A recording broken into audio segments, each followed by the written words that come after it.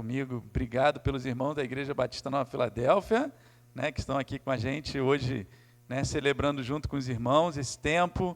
É um prazer nós estarmos aqui juntos e é um prazer nós passarmos esse tempo aqui, né, com a palavra de Deus e cultuando a Deus, porque é um presente do Senhor nós podermos estarmos celebrando, né, ao Senhor esses 18 anos de igreja, né?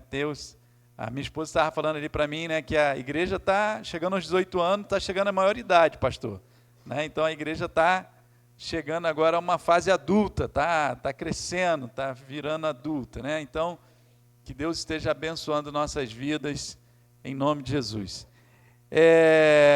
Eu gostaria que você pudesse abrir a sua Bíblia em Lucas capítulo 10, versículo 25. E esse é um texto, é uma parábola que Jesus conta, que é uma parábola que muitos de nós conhecemos, né? A parábola do bom samaritano, é uma parábola que já faz parte, talvez, do conhecimento de todos, ou quem já está na igreja há algum tempo já ouviu várias vezes essa parábola. E é interessante que em muitos lugares, casas, né, de apoio, casas de hospitais, né, foram colocados de, né, bom samaritano em virtude dessa parábola que eu gostaria de compartilhar com os irmãos hoje. E a gente está meditando um pouco sobre essa passagem, uma passagem extremamente significativa para a nossa vida, e uma passagem que fala muito aos nossos corações, né? Opa, uma aguinha? Benção. Você achou? Ô, pastor, obrigado. Acharam aí então? Vamos lá? Lucas capítulo 10, versículo 25. E diz assim: E eis que se levantou um certo doutor da lei, tentando-o e dizendo: Mestre, que farei para herdar a vida eterna? E ele lhe disse: Que está escrito na lei? Como lê? E respondendo ele disse: Amarás ao Senhor teu Deus de todo o teu coração, e de toda a tua alma, e de todas as tuas forças, e de todo o teu entendimento, e ao teu próximo como a ti mesmo. E disse-lhe: Respondestes bem, faze isso e viverás. E ele, porém, querendo justificar-se a si mesmo, disse a Jesus: Mas quem é meu próximo? E respondendo Jesus disse: Descia um homem de Jerusalém para Jericó, caiu nas mãos dos salteadores, os quais o despojaram e o espancando se retiraram, deixando meio morto. E ocasionalmente descia pelo mesmo caminho certo sacerdote, e vendo, passou de largo. E de igual modo também um levita, chegando àquele lugar, vendo, passou de largo. Mas um samaritano que ia de viagem, chegou ao pé dele, e vendo, moveu-se de íntima compaixão. E aproximou-se, atou-lhe as feridas, aplicando-lhes azeite e vinho. E pondo sobre a sua cavalgadura, levou-o para uma estalagem e cuidou dele. E partiu ao outro dia, tirou 2 dinheiros e deu ao hospedeiro e disse-lhe: Cuida dele, e tudo o que demais gastardes, eu te pagarei quando voltar. Qual, pois, destes 3 te parece que foi o próximo daquele que caiu nas mãos dos salteadores? E ele disse: O que usou de misericórdia para com ele. E disse, pois, Jesus: Vai e faze-o da mesma maneira. Amém. Amado Deus e Pai, na Tua presença, Senhor, colocamos nossas vidas em Tuas mãos, ó Pai. Ó Deus, que o Senhor esteja nesta noite aqui nos ajudando, abençoando, ó Pai, nossas vidas, e derramando, Senhor, sobre nós, ó Pai, da Tua graça, da tua majestade, da tua presença, que a tua palavra venha a falar aos nossos corações nessa noite, que o Senhor venha a falar, ó Deus amado, de maneira poderosa em nossas vidas. Nós oramos em nome de Jesus. Amém. Amém. Irmãos, essa parábola é muito conhecida nossa, né? Uma parábola que já nos chama a atenção, mas ela pode, e às vezes acontece, das pessoas distorcer muito, né? A palavra de Deus. A gente tem vivido dias em vários lugares onde a palavra de Deus tem sido distorcida, onde um outro evangelho tem sido pregado. Paulo, quando fala aos Gálatas, ele fala assim: olha, me admiro muito, porque tão depressa vocês passaram do evangelho para um outro evangelho, do evangelho que eu havia pregado para um outro evangelho. O evangelho que a gente tem vivido hoje em dia também, tem acontecido algumas distorções no evangelho, tem acontecido algumas misturas no evangelho. E esses dias teve uma live, né, do Douglas, e ele falou ao Deus desconhecido, não foi, Henrique? Ao Deus desconhecido. Eu vi uma só, ele passou acho que uma série de 4 ou 5 lives ali, mas eu ouvi só a primeira. E ele falou ao Deus desconhecido, porque ele falou assim: se alguns cristãos de décadas, algumas décadas atrás, chegassem hoje na igreja aqui do Brasil, na nossa igreja que a gente está vivendo nesses dias de hoje, tomariam um susto, porque não é a igreja que eles viveram há décadas atrás, porque muitas das vezes, em muitas igrejas, aconteceu uma inversão de valores muito grande, mas a gente tem que viver sola Escrituras, não é? Nós precisamos voltar para as Escrituras, como o tema é um dos temas ali da reforma, né, que o pastor colocou, né, solos Christus, né, sola Christus, mas um dos temas da reforma é solos Christus, solas as Escrituras. Nós precisamos voltar à Escritura para que ela venha a fazer parte da nossa vida. E esse é um texto extremamente importante para nós, voltarmos para as Escrituras, olhando para esse texto, porque esse texto nos mostra, primeiro, um mestre da lei usando de um artifício e de uma artimanha para tentar pegar Jesus em alguma área. Porque a palavra diz que ele faz uma pergunta, que é até uma pergunta que poderia ser uma pergunta bem relevante: o que é que eu faço para herdar a vida eterna? Mas o texto diz que ele faz isso tentando Jesus. Ele era um mestre da lei, ele era um mestre, e ele conhecia as Escrituras, e ele queria dizer, e quando ele fala para Jesus e pergunta para Jesus, né, o que farei para herdar a vida eterna, o que Jesus faz? Jesus tem um argumento, um artifício muito interessante que ele usa outras vezes, que é devolver uma pergunta com uma outra pergunta. Jesus fala para ele assim: o que está escrito? Você é mestre, você sabe o que está escrito. Hoje em dia, se eu perguntar para a igreja, o que você deve fazer para herdar a vida eterna? Você sabe a resposta? Você sabe a resposta? Você está na igreja.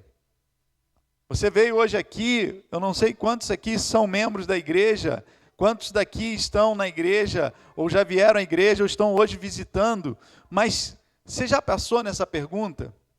O que você pode fazer para herdar a vida eterna? O que você faria para herdar a vida eterna? O que você faria para ir para o céu, né? Para estar à direita de Deus, estar junto de Deus, né? Vendo Jesus à direita de Deus, né? Junto com os santos. O que você poderia fazer para herdar? Aquele homem pergunta, mas ele sabia a resposta. Jesus joga a resposta, joga uma outra pergunta para ele: você sabe E Jesus pergunta para ele de uma maneira muito interessante. Jesus fala assim: o que está escrito e como você lê? Ou seja, como você entende? E aí, ele fala algo que é um resumo da lei, porque a lei, né, está lá no livro de Deuteronômio, junto com o livro de Levíticos, Números, Êxodos, lá no Pentateuco, né, está toda a lei. E tem o decálogo lá nos 10 mandamentos. E havia, provavelmente naquela época, já um resumo, porque Jesus também já usa esse resumo em um outro texto, dizendo: olha, amarás o Senhor teu Deus de todo o teu coração. Amém? Você poderia repetir: amarás o Senhor teu Deus de todo o teu coração, de toda a tua alma, com todas as tuas forças e com todo o teu entendimento. Amém? É isso que você precisa. Amar a Deus com todo o teu coração, com teu coração, sentimentos, né? Aquilo que envolve sentimentos, com tudo isso, você amar a Deus sobre todas as coisas. Você amar a Deus com toda a sua alma, que é a sua psique, que é as tuas emoções, a sede das tuas emoções, a sede da tua consciência. Você amar a Deus com toda a sua consciência. E você amar a Deus com todas as tuas forças. Você reunir todas as tuas forças para poder se dedicar a amar ao Senhor, seu Deus. Está o caminho da salvação, amar a Deus sobre todas as coisas. É amar o Deus com toda a plenitude do teu ser, coração, alma, conhecimento, força, ou seja, com a plenitude da tua vida. Você deve amar a Deus. Você deve amar ao Senhor com todo o teu coração, com toda a tua alma, com todo o teu entendimento, com todas as tuas forças. Tem muita gente que ama a Deus, mas não é com tudo. Tem muita gente que está amando a Deus. Não, eu amo a Deus. Você passar aqui agora, se tiver um botequim por aqui por perto, você perguntar uns 3, 4, fizer uma enquetezinha ali rápida, umas 5 pessoas, você ama a Deus? Não, ama a Deus, ama a Deus. Praticamente no nosso país, que é um país cristão, você praticamente vai encontrar quase que 100%, se você encontrar 100 pessoas, quase as 100 pessoas hoje vão dizer que amam a Deus.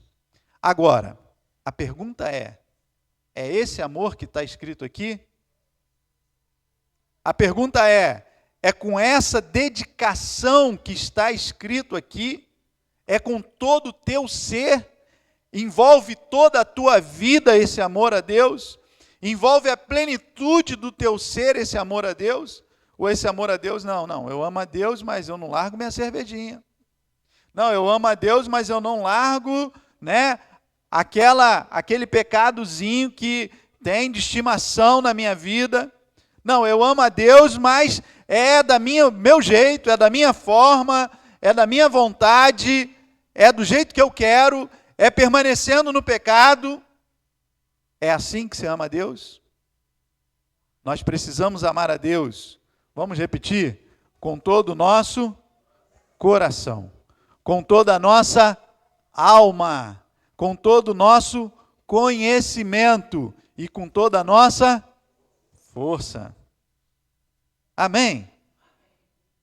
É isso que a gente precisa, amar a Deus dessa forma. Nós precisamos amar a Deus com a plenitude do nosso ser. Sabe por quê? Porque Deus nos ama dessa forma. Deus nos amou primeiro desse jeito.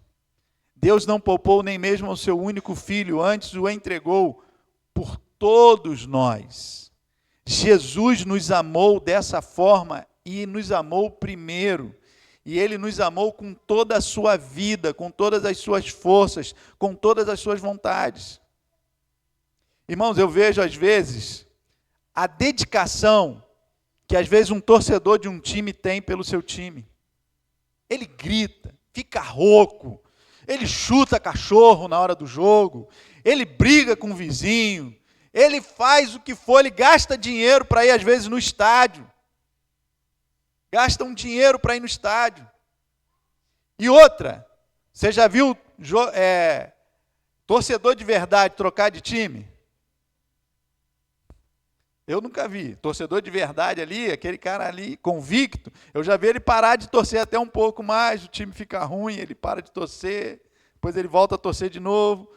Mas trocar de time, realmente, muito difícil. Eu nunca vi. Conheci assim um torcedor mesmo trocar de time. Mas tem gente que troca de Jesus. Tem gente que larga Jesus.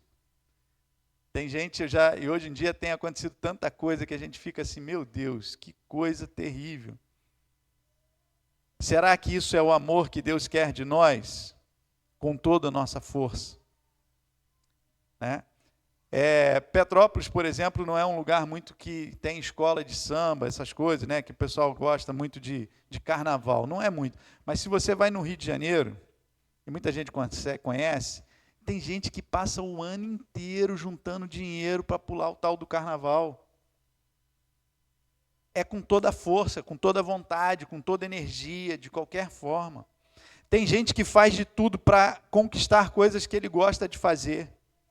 Mas e nós? E a igreja do Senhor? É assim que a gente tem amado ao Senhor? E aí vem a segunda questão. E ao próximo como? A ti mesmo. Aí qual era a pergunta desse camarada? Senhor, o que eu faço para herdar o reino? Jesus fala, o que está escrito? Aí ele responde, amarás o Senhor teu Deus e amarás ao próximo. Aí Jesus fala assim, ok, faz isso e você vai ser salvo. E aí Jesus joga uma responsabilidade para ele. Por quê? Quando Jesus fala assim para ele, faz isso, no original, essa palavra que Jesus usa, ela dá uma ideia, faz isso sempre, faz isso constantemente, faz isso todas as vezes que você se encontrar com uma pessoa necessitada, faz isso todos os dias, faz isso de uma maneira constante na tua vida, faz isso o tempo todo, sem nunca você deixar de amar alguém sobre todas as coisas. Aí pesou, né? Aí pesou. E por isso, ele vai refletir, meu Deus, e agora? Aí a Bíblia fala que ele tentando justificar-se, ele fala, mas Senhor, quem seria meu próximo? Bom, se o meu próximo for minha esposa, olha, eu amo minha esposa. Não é, Patrícia? Se o meu próximo for meu filho, eu amo meu filho. Se o meu próximo for minha nora, que é a filha do Henrique, né? Eu amo a Ana. Se o meu próximo for minha família, eu amo minha família, está tranquilo. Talvez o que esse cara queria dizer, o que esse mestre ele queria ouvir era isso. Ó, próximo é quem que está do teu lado, teus amigos. Esses são teus próximos. Mas não era bem isso. Não era bem isso. E Jesus vai então e conta essa parábola. Havia uma estrada que desce de Jerusalém para Jericó. Dizem que essa estrada existe até hoje. E essa estrada, ela é uma estrada extremamente perigosa. Naquela época era uma estrada extremamente perigosa. Por isso o que Jesus conta é possível que não seja só uma parábola, mas é possível que que essa história tenha realmente acontecido. Porque era uma estrada que tinha constantemente assaltos e era uma estrada perigosa. Acontecia, sim, assaltos ali. E ali ele fala que um homem, e veja bem, quando ele fala um homem, ele não dá nenhuma identificação desse homem. Esse homem, a Bíblia não diz se ele era judeu, não diz se ele era samaritano, se ele era romano, se ele era... Não dá nenhuma identificação desse homem. E isso é proposital. Isso é proposital. E ele fala que ele foi assaltado, tiraram as vestes dele, para deixar ele nu. Outra coisa proposital. Porque, normalmente, as pessoas se identificam pela maneira de falar, pela maneira de agir, ou pela roupa que veste, principalmente naquela época. Olhava-se para o judeu, pela roupa, você identificava que era judeu. Olhava-se para um samaritano, pela roupa, se identificava que era samaritano. Às vezes olhávamos para um romano, pela roupa, iria ver que era um romano. Mas deixaram ele totalmente nu e desfalecido. Ou seja, qualquer um que passasse naquele lugar não saberia identificar aquele homem. Nem Jesus identifica na parábola. Para mostrar que era uma pessoa que poderia ser qualquer nacionalidade, que poderia ser de qualquer lugar, que poderia ser qualquer um. E aquela era uma estrada que passava gente de todos os lugares. E aí ele fala que vem então o sacerdote. E o sacerdote, olhando para aquele homem, faz o quê? Passa de largo. Porque o sacerdote vem descendo. Se ele vem descendo, ele vem de Jerusalém descendo para Jericó. Normalmente os sacerdotes naquela época, eles subiam para fazer o ofício sacerdotal deles, e eles ficavam em Jerusalém de 10 a 15 dias, em Jerusalém, fazendo ofício sacerdotal. E às vezes eles moravam em Jericó. Então eles subiam para Jerusalém, ficavam 10 dias a 15, ministrando, e depois desciam para passar uma temporada em casa, para depois subir novamente. Amém? Estão me acompanhando? Quando esse homem, sacerdote, ele está descendo, várias coisas passaram talvez na cabeça daquele homem para ele não ajudar aquele cara, aquela pessoa. Primeiro, ele não sabia a nacionalidade dele. Como eu falei, ele estava nu, não dava para identificar se ele era judeu. Para o sacerdote ajudar um judeu, ainda ok. Mas e se ele não fosse judeu? Ele iria se contaminar. Outra coisa, ele estava desmaiado. Como o Henrique gosta de falar lá às vezes, né? Desmaiado. Esse estava desmaiado de verdade, Henrique. Estava desmaiado. Se ele tivesse morto e o sacerdote tocasse no morto, o sacerdote estava contaminado. Não é? Então, de qualquer maneira, o sacerdote ele poderia olhar e falar assim, meu Deus, 10 dias já passei em Jerusalém. Estou querendo ir para casa. Me aparece esse cara morto. Aí ele poderia falar, se eu ficar aqui, quem assaltou ele pode vir me assaltar também. Olha quantas questões poderiam passar na cabeça desse homem. Ele poderia falar assim, olha, quem sabe esse homem é que quis assaltar alguém e aí bateram nele. Outra pergunta que ele podia criar na cabeça dele. Tudo justificativa para ele não ajudar. E se ele ajudasse, né, vou voltar aqui um pouquinho, como eu estava falando. Se ele ajudasse o cara estava morto, né, ou não fosse judeu, ele teria que voltar para Jerusalém, fazer o processo de purificação, que levaria mais alguns dias, para depois voltar para casa. Então imagina só o drama desse homem ali, ele não queria ajudar, mas ele tinha os seus motivos. E aí, e se ele não voltasse para se purificar e alguém descobrisse que ele estava contaminado cerimonialmente, né, aquilo ali poderia levar até a morte do sacerdote, que ele não podia fazer isso. Ele tinha que voltar para fazer o processo de cerimonial para se purificar. Vocês estão conseguindo entender a crise que esse homem tem, o problema que ele tem para ajudar essa pessoa? E ele era um cara religioso. Era o auge da religiosidade da época. E aí ele passa ao largo. E o levita? O levita, não dá para saber se o levita vê o sacerdote passando, ou se ele já sabia que o sacerdote estava na frente, falou assim, pô, se o sacerdote, que é o sacerdote, não ajudou, eu que sou o levita vou ajudar, né? Se o pastor, que é o pastor, não fez nada, é eu também que não vou fazer, né? Se o pastor que estava ali, o pastor passou, não ajudou, eu vou ajudar? Não, porque o levita iria passar tudo que passou na cabeça do sacerdote, iria passar na cabeça do levita. Amém? Estão me acompanhando? Essas dois, vamos botar personagens, o assaltante, o sacerdote / levita, né? E o moribundo que está ali na hora, né? Aquele que estava ali. Não, são 3 personagens até o momento.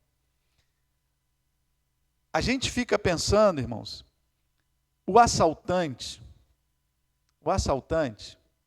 ele tem a seguinte filosofia: o que é meu, e o que é dele pode ser meu. Não é? Não é essa a filosofia do assaltante? O que é meu, e o que é dele pode ser meu. Então, vou tomar o que é dele. É a filosofia do assaltante. Né? E existe um inimigo das nossas almas que se diz que ele veio para roubar, matar e destruir. Né? E esse assaltante pode chegar perto, ou estar próximo, ou estar de braço dado com esse inimigo aí, né? Que veio para matar, roubar e destruir. O sacerdote / levita, a filosofia deles é o seguinte: o que é meu, e o que é dele. Então, o problema é dele. Ele que se vire para o problema dele. Sim ou não? Amém? Dá para a gente pensar assim? O que é meu, e o que é dele é dele. Essa é uma filosofia que muitos de nós costumamos usar. Principalmente quando a gente está envolvido em ajudar pessoas. Porque ajudar alguém não é fácil. Ajudar alguém normalmente envolve perdas, pode envolver perdas. Ajudar alguém pode envolver dificuldades. Ajudar alguém pode envolver que você tenha que gastar dinheiro com aquela pessoa. Ajudar alguém pode criar vários problemas para a gente. Você pode até falar assim, não, mas eu sou tão bonzinho, quando as pessoas me pedem esmola, eu dou uma esmolinha. Claro, não te faz falta. É uma esmolinha, como você disse, e é algo que você vai bater no bolso, vai tirar e vai dar, e você não vai se envolver. Nem envolver emocionalmente, nem envolver com a pessoa, nem se envolver com o problema do outro. Ele vai continuar com o problema do outro, porque aquela esmolinha não vai resolver o problema dele. Mas diferente do samaritano, que era uma afronta o que Jesus falou para eles, diga-se de passagem, porque os samaritanos eram inimigos meio que de Israel, e eram considerados, aquelas pessoas rejeitadas. O samaritano, ele vai ali, ele ajuda aquela pessoa, ele tira dele o sustento dele, o azeite, o vinho que ele trazia com ele para curar as feridas. Ele pega aquela pessoa, coloca lá no seu animal, e ele leva essa pessoa até uma hospedaria, ele cuida dessa pessoa na hospedaria, ele se doa para essa pessoa, ele corre todos os riscos que você possa imaginar, porque, como eu falei, poderia ter um assaltante ali, poderia ter alguém ali na espreita, poderia ter vários problemas. Ele, como samaritano, provavelmente ele carrega esse homem para uma hospedaria, e ali é um território judeu, e imagina ele chegando e descobrem que aquele homem é um judeu, e alguém poderia pensar, olha, ele que matou o judeu, ele corre riscos para ajudar essa pessoa. Mas ele, mesmo sabendo de todos os riscos que ele estava correndo, mesmo sabendo de tudo, ele se esforça para ajudar essa pessoa que estava precisando. E é isso que Jesus diz para aquele homem, para aquele mestre da lei: você faria isso sempre que você passar pela estrada de Jericó. Deve ter várias pessoas ali que são assaltadas, que precisam ser ajudadas, que precisam ser apoiadas. Você, todas as vezes que você passar por ali, você tem que fazer isso. Todas as vezes que alguém vir te pedir uma ajuda, você tem que ajudar, você tem que se envolver, você tem que estar junto. E é isso que vai te trazer a salvação. Porque lembram da pergunta original? O que eu posso fazer para ser salvo? Ele falou assim: tudo bem, faça isso sempre e você será salvo. O que Jesus estava dizendo com isso, irmãos? Também, entre outras coisas, que a salvação você não vai adquirir com as tuas boas obras. Sabe por quê? Porque sempre vai faltar. Porque às vezes até para a família que está perto da gente, às vezes a gente nem sempre faz o que é bom. Sim ou não? Teve gente aí que já errou com a esposa? Eu já errei. Teve gente que já errou com o filho, que ama o filho, mas já errou? Tem. Tem gente que já errou com a mãe, com o pai? Já. Então, se a gente não tem, às vezes, capacidade de amar nem realmente aquele que está do nosso lado e é próximo a nós, imagina com um estranho. Às vezes a gente erra aqui, ó, dentro da igreja, entre a gente mesmo, a gente acaba errando um com o outro. Sim ou não? Então, ainda mais lá fora, com pessoas estranhas. Então, a salvação está, em Cristo Jesus. A salvação jamais viria de nós. Por isso, muita gente leva esse texto a gente pensar que o bom samaritano, na verdade, é o próprio Cristo Jesus. Ele é o samaritano bom da história.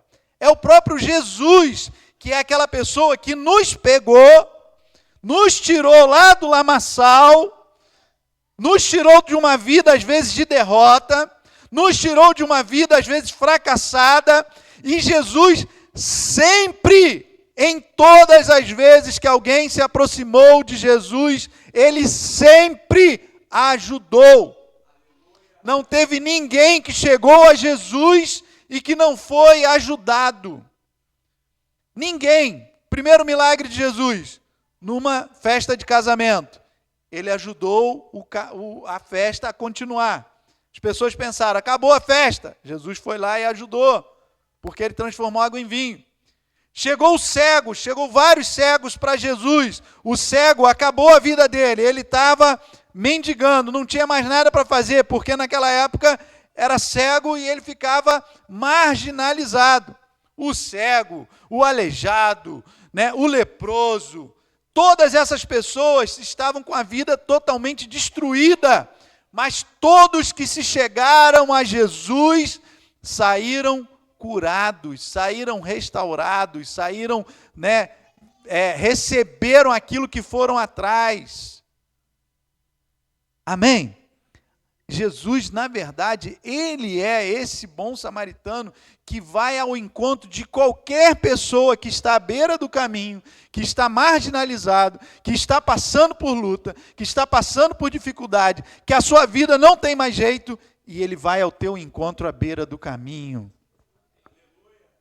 E sabe o que ele faz? O ladrão, ele rouba, ele tira o teu dinheiro. Jesus vai e paga o preço lá na hospedaria para te ajudar. Ele pagou o preço lá na cruz pelos seus pecados.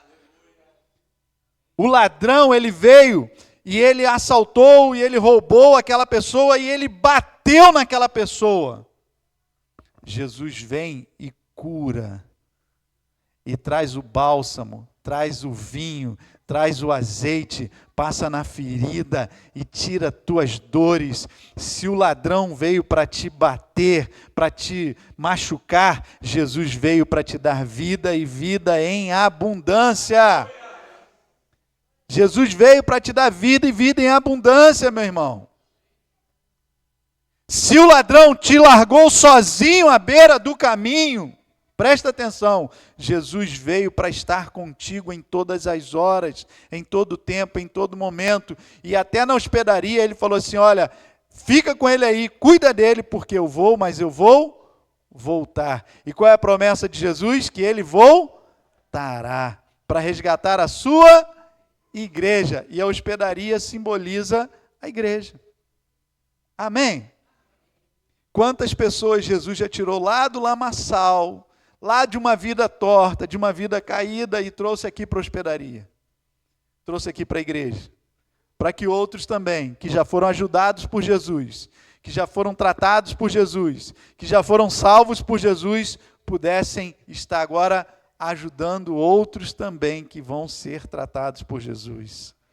Amém? Você está conseguindo acompanhar, irmãos? Você está entendendo que Jesus é Ele verdadeiramente esse bom samaritano? É Ele que, na verdade, que limpa, que cura, que saura, que restaura, que vai atrás do caído, que vai atrás do necessitado. Só Ele que vai realmente atrás. Irmãos, pode ter gente que já espraguejou contra Deus. Pode ter pessoas que já falou mal de Jesus, já falou mal da igreja, já criticou a igreja, já fez tudo de ruim, já falou de Deus. Mas quando aquela pessoa fala assim, ai meu Deus, me ajuda, Deus está ali e ajuda. Deus vai e ajuda. Eu já vi várias pessoas falando assim, não, eu era o maior blasfemo da história. Eu brigava, eu criticava, eu falava mal de Deus. Mas quando eu passei por um problema, que eu estava no hospital, eu clamei e Deus veio e me socorreu. Sabe por quê? Porque esse é o nosso Deus, amados. Esse é o Deus que não deixa ninguém ferido. Esse é o Deus que não deixa ninguém abandonado. Esse é o Deus que não deixa ninguém, caído pelo caminho. É só você se voltar para Deus e Deus vai se voltar para ti. Amém? Agora, para a gente encerrar, eu gostaria de falar contigo duas situações. Duas situações. Primeiro, lembra das filosofias? Lembram? Filosofia do bandido é o que é teu, o que é meu, e o que é teu pode ser meu. E a filosofia lá dos religiosos? O que é meu, e o que é teu, se vira aí com o teu, que eu me viro aqui com o meu. Ou seja, um individualismo. Não é? E a filosofia do bom samaritano? O que é meu, o que é teu, e o que é meu pode ser teu. Amém? Agora, duas coisas para a gente fechar. Primeira coisa, eu gostaria que trouxesse uma reflexão para você. Primeiro, com quem que você tem andado, hein? Você já parou para pensar com quem você tem andado? Quem tem sido as pessoas que você tem colocado perto de você? Quem são as pessoas que você se aproxima? Será que pessoas que você se aproxima sempre são pessoas da filosofia do bandido? Olha, o que é meu, e o que é teu pode ser meu. Ou seja, tem pessoas que estão do teu lado só para te sugar. Cuidado. Cuidado. Porque tem pessoas que estão do seu lado, às vezes, só para te sugar. E você tem que ter discernimento para saber, com quem que você está andando. Ou tem pessoas que são seus amigos e que estão do seu lado, mas o que é meu, e o que é teu, ou seja, vive do teu jeito que eu vivo do meu. Ou seja, se tu depender de mim para alguma coisa, você se vira para o teu lado, porque eu não vou te ajudar. Tem pessoas que vivem esse individualismo muito grande. E às vezes são essas pessoas que estão do seu lado. E quando você precisar de alguma pessoa que é individualista, ela não vai te ajudar. Ou você está com pessoas que são servos do Senhor, que são amados do Senhor, que aprenderam com o Mestre a compartilhar, a dividir, a ofertar, a abençoar, e que ela está do teu lado, e que ela está assim, olha, conta comigo, hein? O que você precisar, eu estou do teu lado. Para aquilo que você precisar, eu estou te ajudando, eu estou pronto para estar contigo. Ei, meu irmão, dessas pessoas que você tem que se aproximar, que são amigos de verdade. Amém? Primeiro, então, reflexão. Você pense quem você está colocando do teu lado. Infelizmente, jovens, tem muito jovem que não tem essa percepção e que às vezes ficam perto de pessoas que vão te levar para o abismo e que vão te levar para um problema ruim. E aí a gente tem que tomar cuidado. E adultos também, tem que tomar cuidado. Agora, a outra reflexão que eu gostaria que a gente trouxesse para você pensar é o seguinte: que tipo de personagem você tem sido na vida das outras pessoas? Será que você tem sido ladrão na vida das outras pessoas? Será que você só se aproxima das pessoas interessada no que as pessoas têm? É outra coisa que a gente precisa pensar. Ou você é o individualista que você também só se aproxima das pessoas, mas de longe. Não depende de mim não, que eu não vou te ajudar para nada. Porque esses dois tipos de pessoas não são pessoas que estão aprendendo com o Mestre. E aí, lembra que eu falei no início da mensagem? A gente tem vivido tempos difíceis, dias complicados. Por quê? Porque a igreja, como aqui estava falando de religiosos, muita gente dentro da igreja também se tornou religioso. E está vivendo na sua individualidade de nunca poder se colocar à disposição para ajudar os outros. Está vivendo num individualismo de que o que é meu, o que é teu, meu irmão. Ó, se vira com os teus problemas para lá, que eu já tenho meus problemas para cá. Não vem trazer problema teu para mim resolver, porque eu já tenho os meus problemas. Tem muita gente vivendo dentro de uma igreja que deveria estar aprendendo com o Mestre, que é Jesus, né? A dividir, a ajudar, a ser bênção, a ser uma pessoa que promove, né, alegria, paz, que promove amor, que está junto, que está sempre ao lado, que está sempre correndo atrás, para às vezes vivendo vidas individuais. Cuidado para que você não seja uma dessas pessoas que está passando ao largo o tempo todo das pessoas que estão à sua volta e precisam de você. Irmãos, como a gente está precisando nesses dias vivermos uma igreja que seja uma igreja verdadeira, que está ali para acolher as pessoas necessitadas, para ajudar, para estender as mãos, para ir atrás do ferido e trazer para perto, para ir atrás das pessoas sem interesses e se envolver com aquele que precisa e ajudar aquele que precisa. Como nós estamos vivendo dias onde as mensagens é para você se enriquecer, para você crescer, para você prosperar, para você avançar, para você progredir, para você, e a gente está se enchendo, não é? Isso provocando uma ganância cada vez maior no nosso meio cristão. E o que o Evangelho nos pede é o que Jesus nos orienta, porque Jesus fala assim: aprendei de mim, que sou manso e humilde de coração. E a gente não está aprendendo com Jesus. Jesus, ele serviu do início do ministério e ele terminou o seu ministério lavando os pés dos discípulos e servindo-os até o fim. A Bíblia fala que Jesus os amou e os amou até o fim. Irmãos, a chamada nossa cristã é para servir.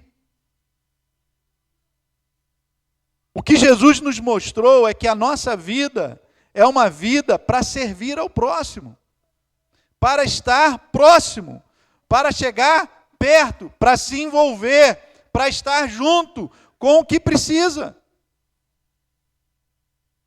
E como nós estamos vivendo esse cristianismo de serviço? Amém? Essa é uma reflexão que a gente precisa fazer. Eu vou passar a palavra para o pastor Sidraque, né? Sidraque, achei que tinha errado. Eu vou passar a palavra novamente para o pastor Sidraque, mas eu queria que você ficasse com essa reflexão. Você pode se colocar de pé? E para essa reflexão, são 18 anos de igreja, 18 anos que essa igreja está aqui. Não quer dizer que você esteja aqui há 18 anos. O pastor Sidraque está aqui há 4 anos. Você está aqui, talvez há 4 também, há 5, há 6, há 10. Mas, meu amado, você está aqui para servir. Amém? Você foi chamado para servir. O meu chamado à salvação, o seu chamado à salvação vai se cumprir lá na glória, quando a gente chegar lá no céu. Aí nós fomos chamados para a salvação, aí nós estamos salvos. Mas o nosso chamado, enquanto aqui estamos, é um chamado para servir.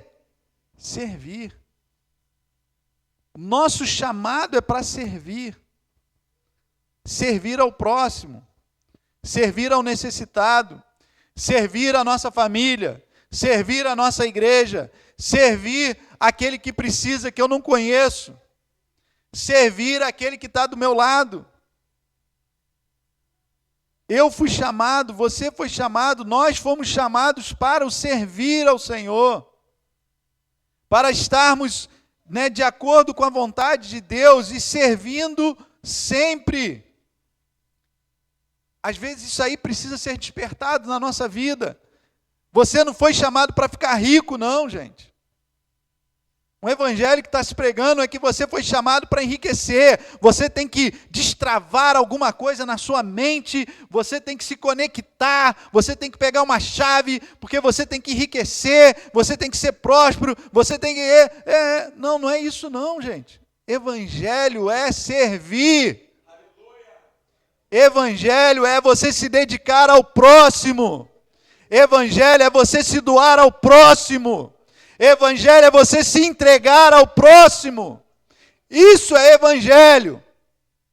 Se vier bênçãos através do serviço, glória a Deus por isso.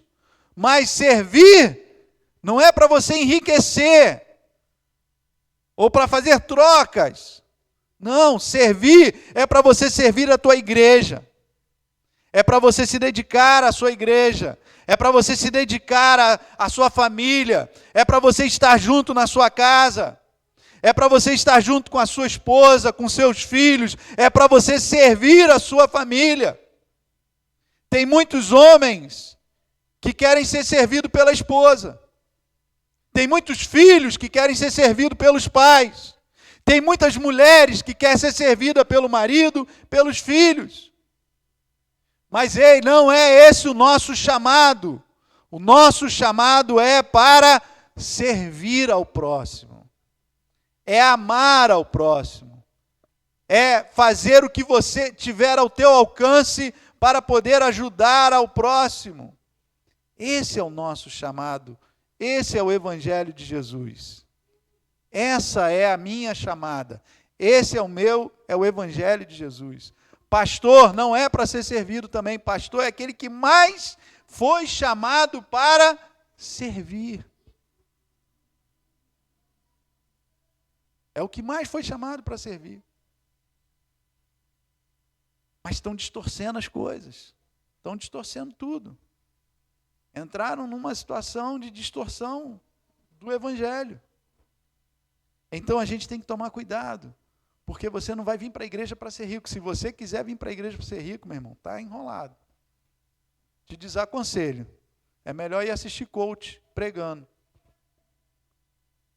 Mas você foi chamado para servir. Amém? Por isso, meu amado, deixa eu te falar uma coisa, que eu não falo lá na igreja isso não, mas vou falar aqui. Mesmo os irmãos estando aqui da igreja, né? Tem problema não. Deixa eu te falar uma coisa, quando você percebe que o teu chamado é para servir, irmãos, depende do tamanho da igreja. Sabe por quê? Tem muita igreja procurando igreja grande, igreja com show de luzes, tal, né? Igreja aí com show de não sei o quê, de cantores, com shows, vários shows. Muitos que vão para essas igrejas é porque querem ser servidos. Lá é bom, lá eu sou servido, lá tem show toda noite, todo culto é um show, todo culto é... Você quer isso? Pode ir. Mas se você está com o teu chamado para servir, você pode servir em qualquer lugar. Se você entender que o teu chamado é servir, igreja pequena, igreja grande, igreja média, igreja sem nada, teu chamado é para servir. Missionários estão saindo daqui porque entenderam que o seu chamado foi servir lá na África. Estão debaixo de árvores, pregando o evangelho debaixo de árvore, com o pessoal sentado no chão. Mas ele entendeu que o seu chamado é para servir. Não importa a ostentação da igreja. Não importa. Porque o teu chamado é para servir. Se você entender que o teu chamado é para servir, não importa o tamanho da igreja, não importa o espetáculo que seja dado aqui na frente, qualidade de músicos, qualidade do pastor pregando, qualidade de não sei o que, não importa nada disso, porque você está aqui para servir. Você veio aqui para cultuar a Deus, cultuar ao Senhor. E esse é um entendimento da maturidade cristã. Sabe por quê? A criança, quando você vai, né, tá ali com seu filho quer ser servido.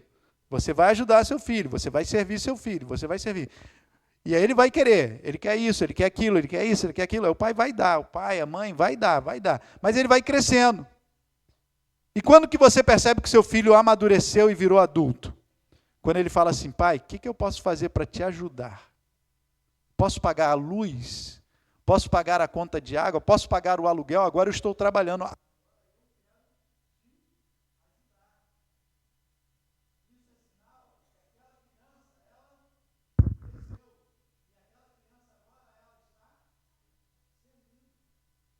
Ela entendeu que agora o chamado dela é outro. Agora o chamado dela é para servir.